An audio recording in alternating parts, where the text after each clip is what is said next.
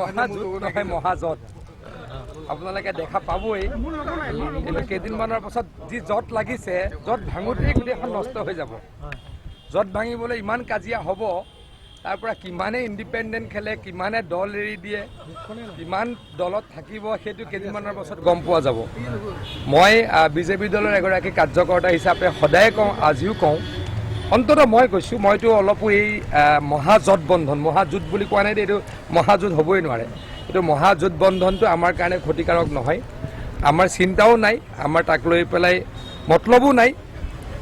শূন্য যোগ কৰিলে শূন্য শূন্য আৰু শূন্য যোগ কৰিলেতো শূন্যই হ'ব গতিকে কংগ্ৰেছ আৰু AIDF যোগ কৰিলে শূন্যই ৰিজাল্ট হ'ব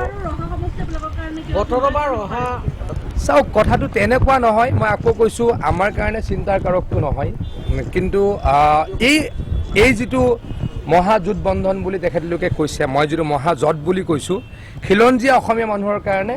ক'ৰবাত চিন্তনীয় বিষয় মই অস্বীকাৰ নকৰোঁ তাৰ কাৰণে অসমীয়া সিদ্ধান্ত ল'ব লাগিব খিলঞ্জীয়া মানুহে সিদ্ধান্ত ল'ব লাগিব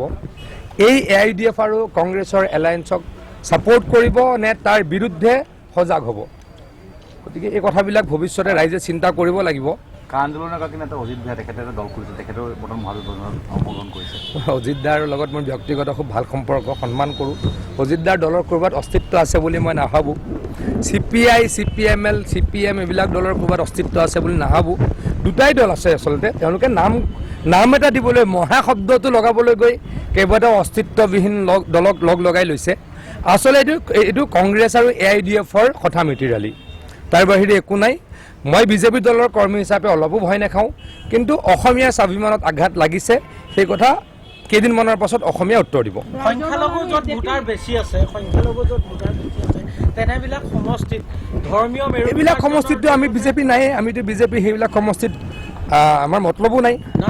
আজি এটা কথা কওকচোন ঢিঙত আমি বিজেপি দল জিকিম নেকি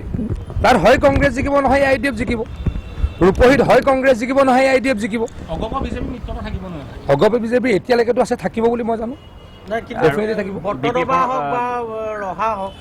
এটা দুটা চিটত ক'ৰবাত হয়তো এটা দুটা চিটত খিলঞ্জীয়া বিপৰ্যস্ত হ'ব পাৰে মই পাৰ্টিকুলাৰ চিট বুলি কোৱা নাই এটা দুটা চিটত ক'ৰবাত খিলঞ্জীয়া বিপৰ্যয় হ'ব পাৰে তাৰ বিৰুদ্ধে ক'ৰবাত অসমীয়া জাগি উঠিব আমাৰ লাভো হ'ব এক্সিট পলতকৈ অলপ বেছিলৈকে যাম মইতো একো প্ৰভাৱ পেলাব বুলি দেখা নাই আপোনালোকে যদি ভালদৰে লক্ষ্য কৰিছে লুৰিণজ্যোতি গগৈ ডাঙৰীয়া এইকেইদিন ক'ত মিটিং কৰি আছে ৰহাৰ ক'ত কচুৱাত মইতো ৰহাৰ MLA আছিলোঁ গতিকে ক'ত কাৰ ভোটৰ বিন্যাস মইতো ভালকৈ জানো যোৱাকালি ক'ত কৰিছে ঢিঙত কৰিছে কাৰ জেগাত কৰিছে আমাৰ ক্ষতি হ'ব নে AIDF কংগ্ৰেছৰ ক্ষতি হ'ব আপোনালোকেও ভালদৰে জানে মইতো সুখীহে হৈছোঁ আপুনি এটা কথা কওক ৰাইজৰ দলে বা অজাপই কংগ্ৰেছ বা AIDFক ক্ষতি কৰিব পাৰিব মোৰ মতেতো কংগ্ৰেছ AIDFকে ক্ষতি কৰিব কাৰণ কচুৱাৰ সেইখিনি ভোট বিজেপিৰ ভোট নহয়